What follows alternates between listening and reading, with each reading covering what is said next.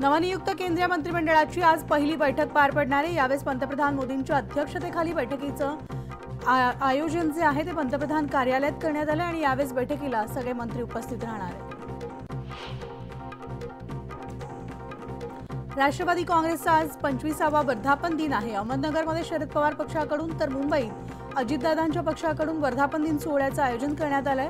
तर आज शरद पवार मोठी घोषणा करण्याची शक्यता आहे।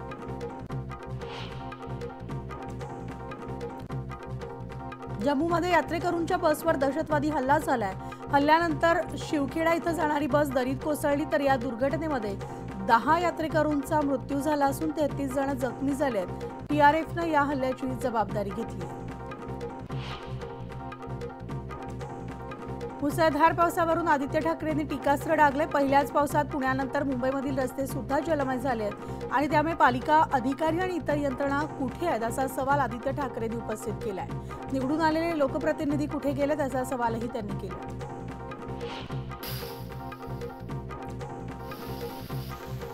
तर ठाणे, रायगड, रत्नागिरी, पुणे, सातारा जिल्ह्याला पावसाचा ऑरेंज अलर्ट देण्यात आलाय। सिंधुदुर्ग, कोल्हापूरसाठी रेड अलर्ट जारी करण्यात आलाय आणि संपूर्ण मराठवाडा आणि विदर्भात हलक्या सरींचा अंदाज आहे। सिंधुदुर्ग जिल्ह्यामध्ये धुवाधार पावसाला सुरुवात झाली असून 12 जूनपर्यंत सिंधुदुर्गात मुसळधार ते अतिमुसळधार पाऊस पडण्याची शक्यता आहे आणि याच पार्श्वभूमीवर जिल्ह्यामध्ये रेड अलर्ट जारी करण्यात आला।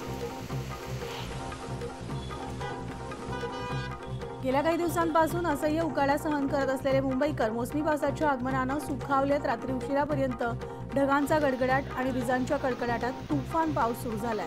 ठाण्यात देखील पावसानं हजेरी लावली। पुढील 5 दिवस राज्यभरात जोरदार पावसाचा अंदाज हवामान खात्यानं वर्तवला। मुंबईमध्ये पावसानं दमदार हजेरी लावली आहे। दादरमधल्या फुल मार्केट परिसरात पावसामुळे पाणी साचल्याचं पाहायला मिळालं।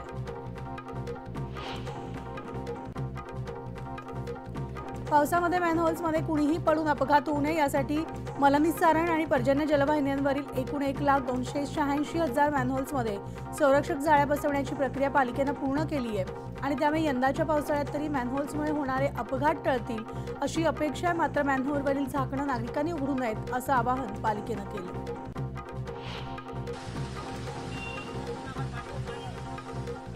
वसई विरारमध्ये मुसळधार पावसाचा कहर पाहायला मिळालाय। मात्र पहिल्याच दमदार पावसात पालिकेनं केलेल्या दाव्याची पोलखोल झाली आहे। वसई विरारमधील सखल भागात पाणी साचलंय। वाशिम जिल्ह्यामधल्या कारंजा, रिसोड, मंगरुळपीर, मालेगाव आणि वाशिम या तालुक्यामधील अनेक ठिकाणी वादळी वाऱ्यासह मुसळधार पावसानं हजेरी लावली आहे। त्यामुळे आता जिल्ह्याला पावसाचा येलो अलर्ट देण्यात आला। सोलापूरमध्ये सुरू असलेल्या तुफान पावसामुळे गणेशपेठ, मंगळवार बाजार परिसरात कमरेपर्यंत पाणी साचलंय। सैफुल गुरुवार पेठेतील घरांमध्ये पावसाचं पाणी शिरल्याचं नागरिकांचं त्यामुळे नुकसान देखील झालं आणि पावसाच्या पाण्यात बाईक सुद्धा वाहून गेली। तर नाशिकच्या मनमाड, नांदगाव भागांना मुसळधार पावसानं झोडपले। मनमाड रेल्वे स्थानकावरील छत गळू लागल्यानं प्रवाशांना त्रास सहन करावा लागला। तर या आठवड्यात 2 वेळा दमदार पाऊस झाल्यामुळे बळीराजा मात्र सुखावले। तर मालेगाव, मनमाडसह नाशिक जिल्ह्यामधल्या ग्रामीण भागामध्ये पावसाचं दमदार आगमन झालंय। मात्र तरी देखील धरण कोरडंच असल्यामुळे 7,16,509 नागरिकांना भीषण पाणीटंचाईला तोंड द्यावं लागतं। मुंबईमध्ये सखोल स्वच्छता मोहिमेअंतर्गत दिवसभरामध्ये सुमारे 316 किलोमीटर लांबीचे रस्ते स्वच्छ केल्याचा दावा महापालिका प्रशासनानं केलाय। 85 मेट्रिक टन राडारोडा, 25 मेट्रिक टन टाकाऊ मोठ्या वस्तू तर 65 मेट्रिक टन कचऱ्याचं संकलन करण्यात आलं आणि 1,220 कामगार 171 संयंत्रांच्या सहाय्यानं ही स्वच्छता मोहीम राबवण्यात आली। छत्रपती संभाजीनगरमध्ये रात्रभर विजांच्या कडकडाटासह दमदार पावसानं हजेरी लावली। 57.8 मिलीमीटर पावसाची नोंद झाली असून उत्तमनगर, अरिहंतनगर, पुंडलिकनगर, सातारा, देवळाई परिसरात पाणी साचलं। जळगाव जिल्ह्यामध्ये विजांच्या कडकडाटासह मुसळधार पावसानं हजेरी लावली। वातावरणात गारवा निर्माण झाल्यामुळे उकाड्यानं हैराण झालेल्या नागरिकांना काही अंशी दिलासा मिळाला। तर पनवेल, नवी मुंबईसारख्या सिमेंटच्या जंगलात खारघर शहरामधील नैसर्गिक पांडवकडा धबधबा पर्यटकांना नेहमीच आकर्षित करतोय मात्र सुरक्षेच्या कारणावरून यंदाही हा धबधबा वन खात्यानं बंद ठेवण्याचा निर्णय घेतलाय, त्यामुळे पर्यटकांचा हिरमोड होणार आहे। नागपूर शहरामधल्या अनेक भागांमध्ये अर्धवटच नालेसफाई करण्यात आली आहे। शहरातील नागपिवळी आणि पोहरा नदीसह नाल्यांच्या स्वच्छतेचं काम अजूनही सुरू आहे। त्यामुळे आता 15 जून पूर्वी सगळी कामं पूर्ण करण्याचा आयुक्तांचा निर्देश पूर्ण होणार का, याकडे नागपूरकरांचं लक्ष लागलं। मुंबई महानगरपालिकेनं काही दिवसांपूर्वी 5% पाणी कपात लागू केली होती। या निर्णयामुळे मुंबईकडून ठाणे शहराला मिळणाऱ्या पाणी पुरवठ्यात 5% कपात लागू झाली होती। तर आता जलाशयामधील पाणीसाठ्यात आणखी घट झाल्यामुळे ठाणे शहराला होणाऱ्या पाणी पुरवठ्यात 10% कपात लागू केली। जळगाव जिल्ह्यामधील शेतकरी खरीप हंगामासाठी सज्ज झालाय, तर मशागतीचं सुद्धा काम पूर्ण झालंय। त्यातच आता मान्सूनपूर्व पावसामुळे काही प्रमाणात जमीन भुसभुशीत सुद्धा झाली आहे। मात्र आता बळीराजाला पावसाची प्रतीक्षा कायम आहे।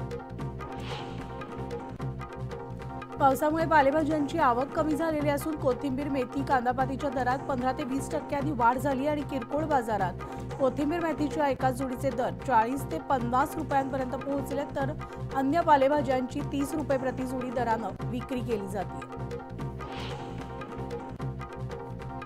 राज्यात संपलेल्या गाळप हंगामात शेतकऱ्यांच्या ऊसाचे FRPच्या 62 साखर कारखान्यांकडे अद्याप 702 कोटी रुपये थकीत आहेत आणि हंगाम संपुष्ट होऊन देखील हे कारखाने FRPची संपूर्ण रक्कम जी आहे ती अद्याप शेतकऱ्यांना देऊ शकलेले नाहीये। त्यामुळे साखर आयुक्तालय कारवाई कधी करणार, असा सवाल शेतकऱ्यांकडून उपस्थित होतोय। नवी मुंबईमधल्या फ्लेमिंगोच्या मृत्यू प्रकरणाची हरित न्यायाधिकरणाकडून दखल घेण्यात आली आहे। सिडकोसह वन विभागाला या संदर्भात नोटीस बजावण्यात आली आहे। गेल्या वर्षीच्या शालेय पुस्तक संचाच्या दरात 15 ते 35% वाढ झाली आहे। कागदाचं उत्पादन जास्त झाल्यामुळे वह्या स्वस्त झाल्या आहेत आणि पुस्तकं महागली आहेत। जवळपास 5 ते 18% GST लागू करण्यात येत असल्यामुळे पालकांच्या खिशाला कात्री बसली आहे। तर राज्यात डेंग्यूचा प्रादुर्भाव वाढला। यंदा जानेवारी ते 7 मे या कालावधीत डेंग्यूचे 1755 रुग्ण आढळले आणि गेल्या वर्षीच्या तुलनेत यंदा रुग्णसंख्या 1.5 झाली आहे। तर सर्वाधिक रुग्ण पालघर जिल्ह्यात आहेत, त्या खालोखाल कोल्हापूर, अकोला, नांदेड आणि सोलापूर या जिल्ह्यांमध्ये रुग्णांचं प्रमाण जास्त आहे। मुंबई महापालिकेच्या कोस्टल रोड प्रकल्पामधील मरीन ड्राईव्ह पासून सुरू होणारा दुसरा भूमिगत बोगदा मंगळवारपासून सुरू होणार आहे आणि दर आठवड्यामध्ये सोमवार ते शुक्रवार असे 5 दिवस या मार्गावर वाहतूक सुरू राहणार आहे। प्रकल्पाची उर्वरित कामं पूर्ण करण्यासाठी हा मार्ग शनिवारी आणि रविवारी बंद असणार आहे। ऐन पावसाळ्यामध्ये रेल्वे रुळावर पाणी साचून किंवा तांत्रिक बिघाडामुळे लोकल सेवा बंद पडू नये यासाठी बहुतांशी मान्सूनपूर्व कामं पूर्ण झाली आहेत, असा दावा पश्चिम रेल्वेनं केला आहे आणि विशेषतः रुळाच्या स्थितीवर लक्ष ठेवण्यासाठी गस्त घालण्यात येणार आहे। मुंबईमधील अंधेरी पूर्व आणि पश्चिम परिसर जोडणारा गोखले पूल आणि अंधेरी पश्चिम येथे असलेला सीडी बर्फीवाला पूल यांच्या जोडणीचं काम आता अंतिम टप्प्यात आले। उर्वरित कामं जलद गतीनं करून हा गोखले बर्फीवाला पुलाची मार्गिका जुलैच्या पहिल्या आठवड्यात मुंबईकरांसाठी खुली करण्याचा महापालिकेचा प्रयत्न असेल। नवी मुंबई लोकसभा आणि त्यापाठोपाठ विधान परिषद निवडणुकीच्या आचारसंहितेमुळे सिडकोच्या घरांची पूर्वनियोजित संगणकीय जोडत पुढे ढकलण्यात आली आहे। मात्र सोडतीची पुढची तारीख कोणती याबाबत कोणतीही सूचना दिली गेली नसल्यामुळे अर्जदारांमध्ये संभ्रमाचं वातावरण निर्माण झालंय।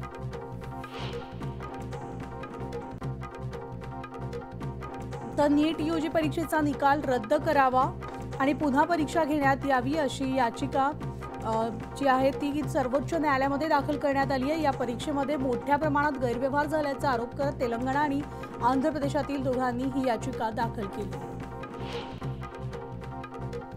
अमरावतीच्या राजकमल चौकात काँग्रेसचे नवनिर्वाचित खासदार बळवंत वानखेडेंचे बॅनर फाडल्यामुळे वाद निर्माण झाला। 24 तासात बॅनर फाडणाऱ्यांना अटक केली नाही तर उद्या अमरावती बंद करू असा इशारा उभाटा पक्षानं दिला आणि या वादानंतर पोलीस आणि मनपानं भाजपने लावलेले बॅनर देखील काढले। मुसळधार पावसात काल रात्रीच्या सुमारास विक्रोळीमधील कैलास बिझनेस पार्क जवळील 5 मजली इमारत कोसळली। यामध्ये दोघांचा जागीच मृत्यू झालाय, तर त्यात 10 वर्षीय चिमुकल्यासह त्याच्या वडिलांचा समावेश होता।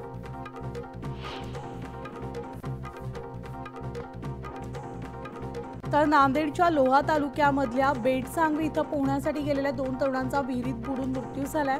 संतोष वानखेडे आणि राजू वानखेडे अशी मृत तरुणांची नावं आहेत। पाण्याचा अंदाज न आल्यामुळे दोघेही जण बुडाल्याचं कळलं जातं।